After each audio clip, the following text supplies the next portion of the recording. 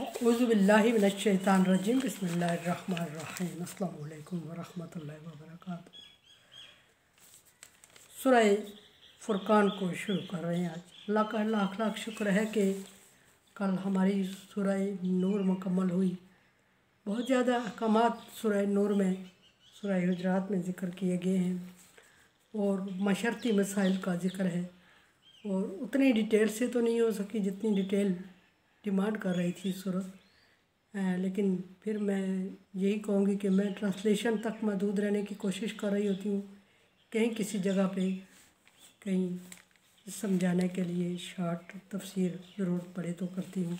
बहरहाल अल्लाह तबारक व तआला कबूल फ़रमाए और मुकम्मल करने की तौफ़ीक अता फ़रमाए और दुआ करें मेरे लिए कि अल्लाह ताला सेहत अता फ़रमाए मुझे और काम मुकम्मल करने की तौफ़ीक अता फ़रमाए। सेहत के हवाले से बहुत डिस्टर्ब हूँ मैं और दुआओं की ज़रूरत है आप लोगों की। दुआ करें कि अल्लाह ताला हालात को अच्छा करे, बेहतर करे और काम मुकम्मल करने की तौफ़ीक अता फ़रमाए। बहरहाल सूरह फुरकान का तारफ़ कल गुज़रा। फुरकान की वजह तस्मिया मैंने अर्ज़ की कि फ़र्क करने वाला, वजह सब तस्मिया सूरत का कि सूरत के शुरू में अल्लाह तबारक व तआला ने फरमाया कि तबारकल्लज़ी नज़्ज़ल फ़ुरकान, लफ्ज़ फ़ुरकान ज़िक्र हुआ, इस निस्बत से इसका नाम सूरह फ़ुरकान रखा गया। और फ़ुरकान का मतलब शार्ट तौर पे कल मैंने ज़िक्र किया। फ़ुरकान का मतलब लफ्ज़ी मतलब होता है फ़र्क करने वाला। क्या मतलब, किस चीज़ में यहाँ क्या मुराद है इससे। कुरान पाक में लफ्ज़ फ़ुरकान बार बार ज़िक्र हुआ है तो वहाँ क्या मुराद ली जाएगी, किस चीज़ में फ़र्क किया जाए। ये भी ठीक है, अच्छे बुरे में फ़र्क करने वाले को भी अरबी ज़बान में फ़ुरकान ही कहेंगे, लेकिन यहाँ फ़ुरकान से मुराद कुरान पाक है। कुरान पाक अल्लाह तबारक व तआला ने नाज़िल फरमाया। कुरान पाक हक़ व बातिल में फ़र्क करने वाली किताब है, इसलिए इसको फ़ुरकान कहते हैं। कल मैंने अर्ज़ की ग़ज़वा बदर को भी फ़ुरकान का नाम दिया गया, यौम फ़ुरकान कहा गया, इसलिए कि हक़ और बातिल की वज़ाहत हो गई, फ़र्क पता चल गया हक़ व बातिल का। और यौम हिसाब को भी फ़ुरकान कहते हैं। क़यामत के दिन को यौम फ़ुरकान कहा गया, क़यामत के बाद जो हिसाब का दिन होगा, इसलिए कि उसमें हक़ व बातिल की को दरमियान फ़र्क वाज़ेह किया जाएगा। असल मुद्दे की तरफ आते हैं। फरमाया तबारकल्लज़ी नज़्ज़ल फ़ुरकान अला अब्दिही, बरकत है वो ज़ात, बरकत वाली है वो ज़ात जिसने अपने बंदे पर फ़ुरकान नाज़िल फरमाई।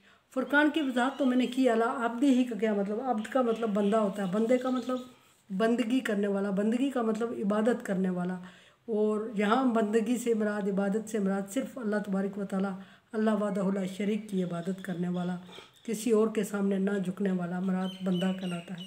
यहाँ बंदे से मुराद नबी सल्लल्लाहु अलैहि वसल्लम है कि अल्लाह तबारक व तआला ने फरमाया कि पाक है अल्लाह तबारक व तआला की, बरकत वाली है अल्लाह तबारक व तआला की ज़ात जिसने अपने बंदे यानी नबी सल्लल्लाहु अलैहि वसल्लम, हज़रत मोहम्मद सल्लल्लाहु अलैहि वसल्लम, नबी आखिर ज़मान सल्लल्लाहु अलैहि वसल्लम पर फ़ुरकान नाज़िल फरमाई। फ़ुरकान का मतलब ये कि आप में हक़ व बातिल में तमीज़ करने की सलाहियत अता फ़रमाई। हक़ व बातिल में तमीज़ की सलाहियत को भी फ़ुरकान ही कहा जाता है। फिर आगे यहाँ फ़ुरकान से मुराद कुरान पाक है। सादा अल्फाज में ये कि बबरकत है वो ज़ात जिसने अपने बंदे पर कुरान पाक नाज़िल फरमाया। और फिर बंदे की तारीफ़ हो गई कि यहाँ मुराद नबी सल्लल्लाहु अलैहि वसल्लम है और बंदा किसको कहा जाता है।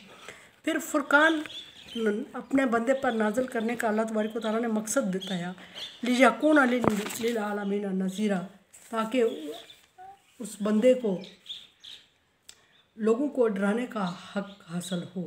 किस बंदे को, नबी सल्लल्लाहु अलैहि वसल्लम के पास कोई प्रूफ हो, कोई गारंटी हो कि वो रसूल हैं, अल्लाह के रसूल हैं, और फिर उन्हें ये क्रेडिट, उन्हें ये हक़, उन्हें ये गारंटी हासिल हो कि वो लोगों को डराएं। किससे डराएं? अल्लाह तबारक व तआला से। अल्लाह तबारक व तआला से डराना मकसद नहीं होता, अल्लाह तबारक व तआला के करीब करना, अल्लाह तबारक व तआला की रहमत के साथ अटैच करना मकसद होता है। यहाँ डराने से मुराद वो लोग मुराद है जिन्होंने दीन हक़ को नहीं माना और जो अभी भी नहीं मान रहे थे। उन लोगों को डराने से मुराद अल्लाह से दूर करना नहीं है, बल्कि अल्लाह तबारक व तआला के अज़ाब से डराना और नाफरमानियों के अंजाम से डराना, कि अगर अल्लाह तबारक व तआला की नाफरमानी में कुफ़ार मक्का लगे हुए थे और उनको इस तरीके से नहीं डराना था कि अल्लाह हर हालत में तुझे अजाब ही देगा, अल्लाह ज़ालिम नहीं है, अल्लाह रहमान रहीम है, गफ़ूर है, वदूद है, शकूर है, अरहम राहिमीन है, और ये नबी सल्लल्लाहु अलैहि वसल्लम से ज़्यादा और कोई नहीं जानता था। लेकिन कुफ़ार मक्का चूँकि शिरक में मुब्तला हो चुके थे और नबी सल्लल्लाहु अलैहि वसल्लम को ख़ातर में नहीं लाते थे और कुफर पर डटे हुए थे, और वो कह रहे थे कि हमने जिस मज़हब पे अपने बाप दादा को पाया है उसी मज़हब के पैरोकार रहेंगे, हम अपने ही सामने से उठे हुए एक गरीब यतीम बंदे की पैरवी नहीं कर सकते। हमारे पास बड़े बड़े लीडर और बड़े आला हस्तियाँ मौजूद हैं, उनको छोड़ के अल्लाह तबारक व तआला को क्या यही एक बंदा मिला था जिस पर उसने वही नाज़िल की, और फिर वही का कोई प्रूफ भी नहीं है, और ये कह रहा है कि मुझ पे रोज़ाना कोई आयत नाज़िल होती है और ये डराने की कोशिश करता है।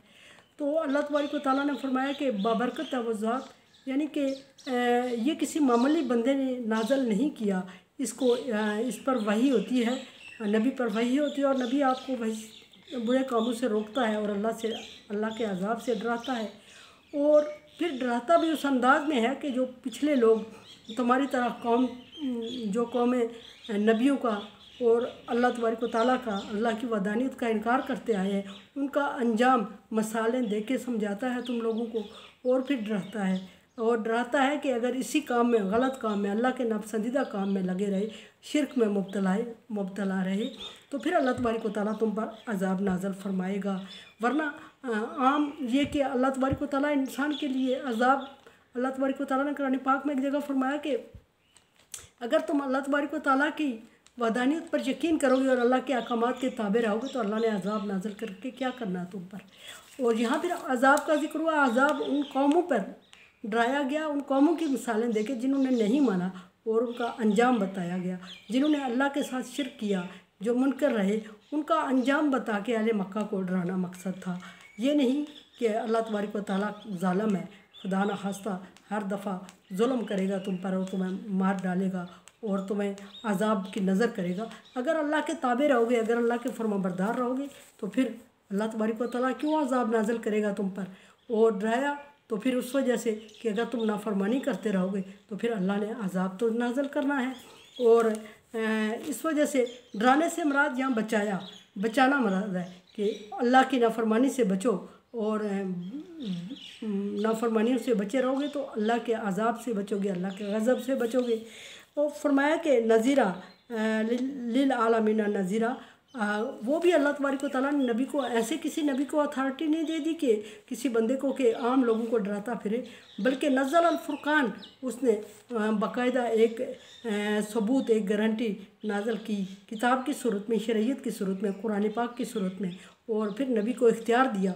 और यहाँ डराने का इख्तियार ये मार धाड़ कर डराने का नहीं है, बल्कि अल्लाह तबारक व तआला के सामने फरमाबरदारी का एक तरीका बताया दिया। बहरहाल कुरान समझे, देखे समझे और सब्सक्राइब करें और सदका जारिया में मेरा साथ दें। अल्लाह तबारक व तआला का हुक्म तावन अला बिर्रि व तक़वा, नेकी और भलाई के कामों में एक दूसरे से तावन करें। तावन करें, चैनल को सब्सक्राइब करें, बेल आइकन को प्रेस करें और सदका जारिया मेरा साथ दें। अल्लाह हाफ़िज़।